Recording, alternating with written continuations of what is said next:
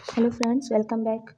सो कैसे हैं आप सभी लोग? आई होप आप सब बहुत अच्छे होंगे। जो लोग आरआरबी क्लर्क का अब जो टारगेट कर रहे हैं, आरआरबी क्लर्क मेंस का, तो उसके लिए जो मैंने भी मैं भी उस पेपर की तैयारी कर रही हूँ। तो उसमें मेरे मार्क्स जो मैंने दिए था, परसों दिया था मॉक, जिसका वीडियो मैंने अभी अपने वीडियो चैनल पर डाल दिया है। उसमें मेरे 74.4 मार्क्स आए, 45 मार्क्स आए हैं। तो इसमें हाँ, मैं रीजनिंग में और ज़्यादा अटैम्प्ट कर सकती थी, बट नहीं हो पाए। टाइम ख़त्म हो गया था मेरे पास और मेरी इतनी स्पीड नहीं है अभी। हाँ, लेकिन इसको मॉडरेट लेवल बोल सकते हैं। मुझे तो मॉडरेट लगा है। बाकी आप लोग बताना आप लोगों को कैसा लगा। ये जो पज़ल थी इसमें मुझे बहुत टाइम लग गया था। इनफैक्ट मैं जब पेपर दे मेरा हो चुका था, उसके बाद मैंने जब सॉल्व किया उसके बाद भी मुझे बहुत टाइम लगा इसको समझने में टोटल। इसमें मैंने कंडीशंस कुछ गलत कर दी थी। तो इसको मैंने 2 दिन में पूरा सॉल्व कर पाई हूँ, इसका पूरा एनालिसिस, क्योंकि जीके जनरल अवेयरनेस और वगैरह भी मुझे साथ में लेके चलना पड़ रहा है, कंप्यूटर वगैरह भी। तो उसकी भी तैयारी मैं छोड़ नहीं सकती बीच में। तो मुझे पहले वो क्लासेस करनी होती कि भई पहले जनरल अवेयरनेस की जो मैं पीडीएफ से पढ़ने लगी हूँ, क्योंकि मुझे किसी ने सजेशन दिया है कि आप मल्टीपल क्वेश्चन को बार-बार मल्टीपल टाइम पढ़ो। तो मैं वही उसी की मतलब मुझे थोड़ी-सी एडवाइस बस सही लगी, तो मैं उसी टाइप को अपना रही हूँ कि बार-बार वही-वही क्वेश्चन करूँगी तो वो सच में दिमाग में बैठेंगे।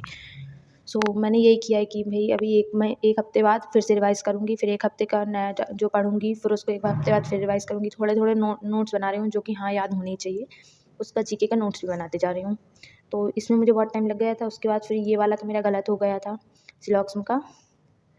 और इसके बाद फिर ये आती पज़ल। पज़ल में देखो मैंने जब पज़ल बनाई थी, तो पज़ल बनाते टाइम मुझसे पहला चरण और दूसरा चरण ये दोनों तो बन गए थे, आसानी से समझ में आ गए थे। लेकिन जो यहाँ से तीसरे नंबर से मुझे फिर समझ नहीं आ रहा था कि क्या करना है, क्या नहीं। फिर बाद में मैंने जब एनालिसिस किया तब मुझे समझ में आया कि डिफरेंस को प्लस करके आगे की जो मेथड थी वो की गई है। तो ऐसे समझ में नहीं आया। जब मैंने इसको ऐसे हटाया, तब मेरे को ये समझ में आया कि नहीं, ऐसा हो रहा है। तो वही हुआ, इसको मैंने किया सॉल्व, फिर इसमें मुझे टाइम लगा। रीजनिंग का सेक्शन तो मैंने और इसमें मेरे से 2 चरण हो गए थे, तो 2 चरण में से मेरे से 3 क्वेश्चन निकल आए थे। 1 चरण का ये 1 निकल आया था, एक ये दूसरे चरण का पूछ लिया तो ये निकल आया था, और तीसरा ये दूसरे चरण का पूछ लिया था तो ये निकल आया। हालाँकि 2 क्वेश्चन मुझसे छूट गए थे इसके, क्योंकि ये 3 चरण मुझसे बने नहीं थे, तो ये मुझसे छूट गए थे। इसके बाद हम ये भाई अच्छा हुआ मैंने इसको नहीं किया, मैंने इसको टाइम नहीं दिया, वरना मेरा टाइम ख़राब ही हो जाता है। मैंने इसको आगे टाइम नहीं दिया। इसमें क्या करना था कि इसमें स्वर को उसके अगले नंबर से अगले अल्फ़ाबेट से, और जो व्यंजन था उसको पिछले वाले अल्फ़ाबेट से बदलना था। तो वो उसमें तो मैंने बदल लिया। जब मैंने क्या किया, पहले इसको कर लिया, उसके बाद मैंने आगे की कंडीशन पढ़ी। इसमें आगे ये 5वें, 6ठे, 7वें, 8वें ये सारे वर्ड्स को जोड़ के एक नंबर बनाता है। ये मुझे सबसे ज़्यादा डिफ़िकल्ट लगता है। मुझे जब पेपर का प्रेशर रहता है ना, और जब टाइम चलते रहता है, तो ध्यान ही नहीं आता है कि क्या बन सकता है, क्या नहीं बन सकता। तो अच्छा हुआ मैंने इसमें टाइम नहीं दिया, क्योंकि प्रीलिम्स में तो ठीक है वो बन ही जाते हैं, थोड़े से 4 या 5 वर्ड होते हैं तो उससे बन जाता है। लेकिन ये इसमें 6 हो गए थे, और मैंने वो इसका बना क्या था? इसका बना था ये। ये तो मैंने पढ़ा ही नहीं है, तो मैं कैसे बताती? ठीक है, इसको अच्छा हुआ मैंने नहीं किया, इसमें टाइम नहीं दिया। ये वाला मुझे बाद में भी समझ में नहीं आया था। मैंने इसको पहले ध्यान से पढ़ा, पढ़ के भी मुझे समझ में नहीं आया। मैंने इसको डबल से फिर से पढ़ा, तो मैंने इसका आंसर 1 और 3 किया था, लेकिन इसका आंसर था 2 और 3। तो एक ये मेरा गलत हो गया था। बाकी लास्ट पज़ल, ये कौन सी पज़ल है? ये वाली आसानी से बन गई थी। हाँ, मतलब इसमें टाइम लगा, लेकिन इतना ज़्यादा टाइम नहीं लगा, ये आसानी से बन गई थी, कुछ ज़्यादा टफ नहीं लगी मुझे ये पज़ल।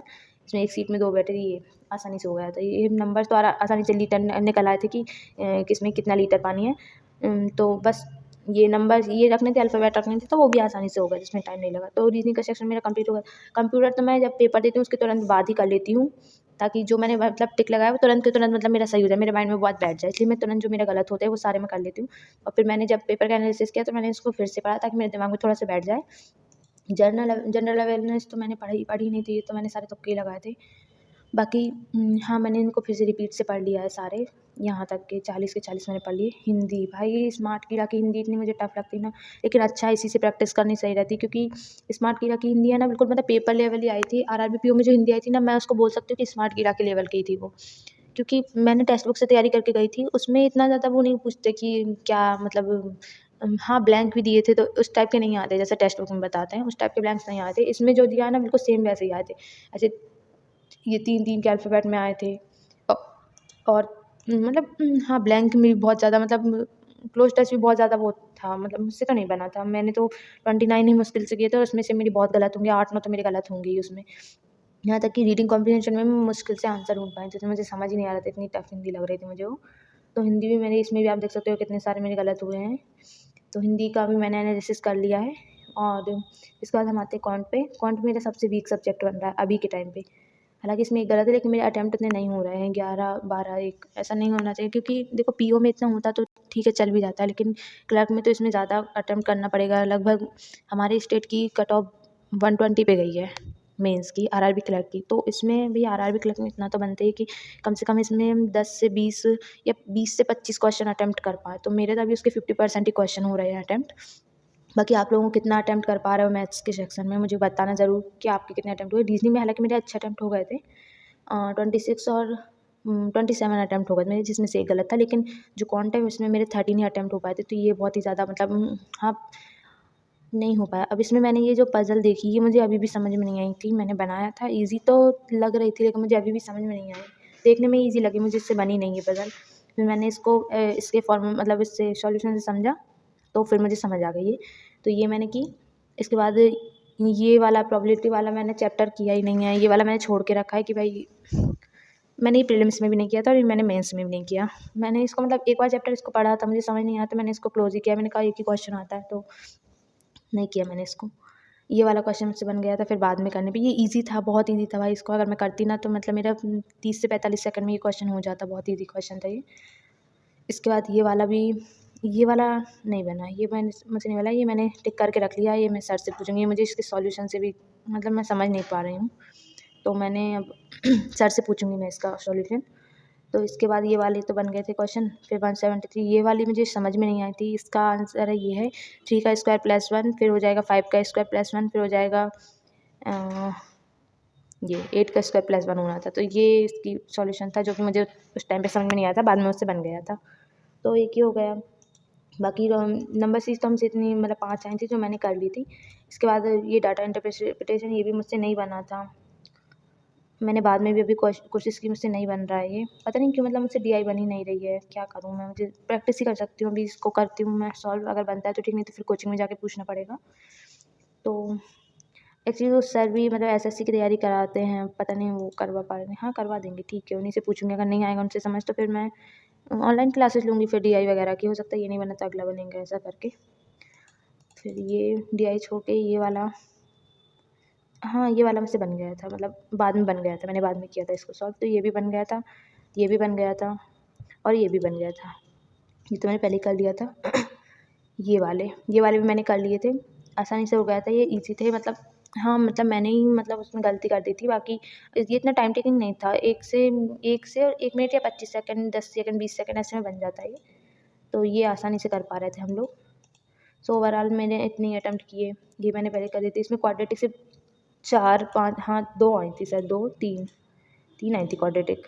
इसके बाद ये आए थे। ये वाला तो मैंने तभी सॉल्व कर लिया था पेपर में ही। ये वाला मुझसे नहीं बना है, इसको मैंने टिक करके रख लिया कि हाँ, ये सर से मैंने सारे इसके स्क्रीनशॉट ले लिए, जो मुझसे नहीं बने वो मैं जाके कोचिंग में पूछूंगी। और ये वाला मेरे से पेपर में नहीं बना था, बट बाद में बन गया था। ये क्या किया मैंने, यहाँ पे 25% मतलब था, तो मैंने इसको 1/4 की जगह 1/2 कर दिया था, और इसको 234 लिख रही थी, 232 में। इसमें मेरा पूरा गलत हो गया आंसर। मैंने इसको 2 बार निकाला, पर मेरे को ये ध्यान नहीं है कि 1/4 है, 1/2 नहीं है। सो मेरा इसमें आंसर गलत हो गया। और फिर ये मैं अभी फिर से सॉल्व करूँगी। इसको मैं पूरा कर नहीं पाई थी और मुझे कोचिंग आना पड़ा। अभी सर ऊपर आए नहीं हैं, तो मैं यहीं वीडियो रिकॉर्ड करने लगी। वो आएंगे तो मैं उनसे पूछूंगी। बाकी ओवरऑल मेरा इतना ही अटैम्प्ट रहे हैं। मैंने कितने अटैम्प्ट किए? अटैम्प्ट मैंने किए थे 129, हाँ 129 मैंने अटैम्प्ट किए थे, जिसमें से मेरे करेक्ट कितने निकले, इसमें तो मुझे समझ ही नहीं आ रहा है। ठीक है, 80 करेक्ट है और 39 मेरे रॉन्ग निकले थे इसमें से। और मेरा ओवरऑल परसेंट बना है 74.45, जो कि अभी कट ऑफ से हाँ कम है इसमें, बट ठीक है। अभी हम और प्रैक्टिस करेंगे तो देखते हैं कितने मार्क्स आते हैं। बाकी आप लोग भी इसको अटेम्प्ट ज़रूर कीजिएगा और स्मार्ट कीजिएगा कि मॉक सच बता रही हूँ एग्ज़ाम लेवल ही लगते हैं मुझे, उससे थोड़ा अपर ही लगेंगे, लेकिन हाँ लो नहीं है। मतलब हिंदी तो मतलब हाँ, आप हिंदी की तैयारी कर रहे हो तो बिल्कुल स्मार्ट की वजह से ही कीजिए, क्योंकि उसकी हिंदी और पेपर में हिंदी जो आई थी उस बिल्कुल इक्वल थी। मैंने जैसा देखा कि हाँ, हिंदी उस जो पेपर में पूछी गई थी उसकी हिंदी हम स्मार्ट की हिंदी के इक्वल ही मान सकते हैं। मतलब वैसा ही का वैसा पेपर आया, एग्ज़ाम लेवल ही है। तो अगर कोई हिंदी की तैयारी करना चाहता है तो वो प्लीज़ मतलब इससे ही करें, क्योंकि टेक्स्ट बुक से हिंदी आसान बताते हैं, उसमें मेरे मार्क्स अच्छे आ जाते हैं, लेकिन इसमें नहीं आते हैं। तो कोशिश करें इससे ही करें। सो मेरा जो ओवरऑल कट ऑफ रहा वो इतना रहा, और आप लोग भी इसको अटेम्प्ट कीजिए और मुझे अपने अपने स्कोर बताइए कि आपका क्या स्कोर रहा है। सो मिलते हैं नेक्स्ट वीडियो में। Bye bye.